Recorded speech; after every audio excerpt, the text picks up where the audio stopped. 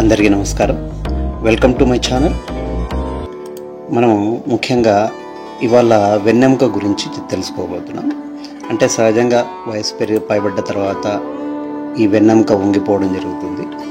అది ఏ విధంగా అంటే మన వెన్నెముకలో ఇలా C1, C7 నుంచి అంటే మెడ భాగం దగ్గర ఉండే వెన్నెముక అన్నమాట. అదే ఇక్కడ T1 to T12 ఇది వచ్చేసి వీపు భాగంలో, ఇది నడుము భాగంలో L1 to L5, ఇది సాక్రల్ టేల్ బోన్ అన్నమాట. అయితే ఈ వెన్నెముక స్ట్రాంగ్గా ఉండాలంటే దానికి చుట్టుముట్టుగా కండరాలు ఉండాలి. అంటే ఇప్పుడు సహజంగా మనం ఒక ఇంటిని కనుక తీసుకుంటే పునాది ఏ విధంగా వేసినప్పుడు ఈ పునాది పిల్లర్స్ వేసి ఈ విధంగా సపోర్టివ్గా ఈ పక్కన చుట్టుముట్టు ఉన్న పక్కన గుంత తీసిన మట్టిని పూడ్చినప్పుడు ఇది కొద్దిగా స్ట్రెంగ్తన్గా ఉంటుంది.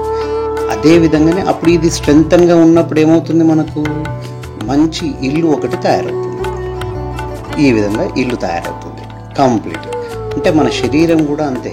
ఈ వెన్నెముకకు చుట్టుముట్టు కండరాలు పటిష్టంగా ఉన్నన్ని రోజులు మనకు ఎలాంటి వంపు ఉండదు, నడుముల నొప్పులు కానీ ఏవి కానీ ఉండదు. అయితే ఇది పటిష్టంగా లేనప్పుడు ఏమవుతుంది, మనకు ఈ విధంగా వంగిపోవడం. ఈ వయసు వచ్చేసరికి శరీరం లోపల కాల్షియం లెవెల్ తగ్గిపోతుంది.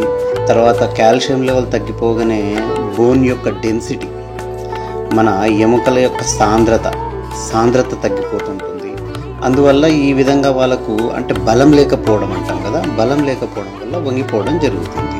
మగవాళ్ళలో 65 సంవత్సరాల తర్వాత రావడం, ఆడవాళ్ళలో వచ్చేసి వాళ్ళ ఋతుక్రమం ఆగిపోయినప్పుడు కాల్షియం లెవెల్ తగ్గిపోవడం జరుగుతుంది.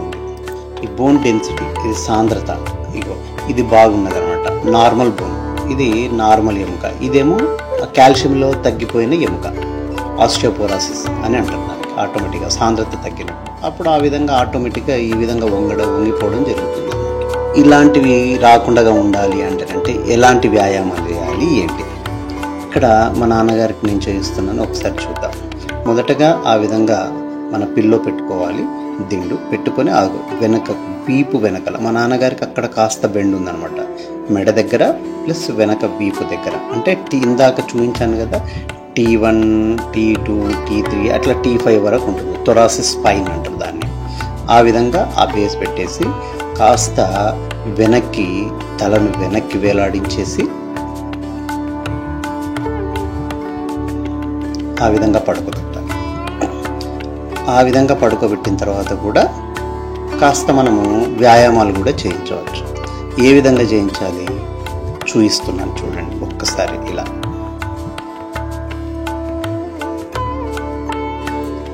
చేతులు పైకి ఎత్తడం ఒకసారి. ఇక్కడ నేను చూపించిన విధంగా మన ఇంటి వాళ్ళకు కూడా చేయిస్తే వాళ్ళు కూడా కాస్త హెల్దీగా ఉండగలుగుతారు. ఆ వెన్నెం నొప్పి రాకుండా ఉండడం, తర్వాత వీపు భాగంలో నొప్పి లేకుండా ఉండడం, తర్వాత త్వరగా వంగిపోకుండా ఉండడం, ఇలాంటివన్నీ మనం నిరోధించవచ్చు అన్నమాట. పెద్దవాళ్ళు కాస్త మనకు సమయం కేటాయించి వాళ్ళ కోసం ఒక రోజులో ఒక 30 నిమిషాల పాటు సమయం కేటాయించి పెద్దవాళ్ళ కోసం మనం ఈ విధంగా వాళ్ళని పట్టుకొని చేయిస్తే చాలా బాగుంటుంది.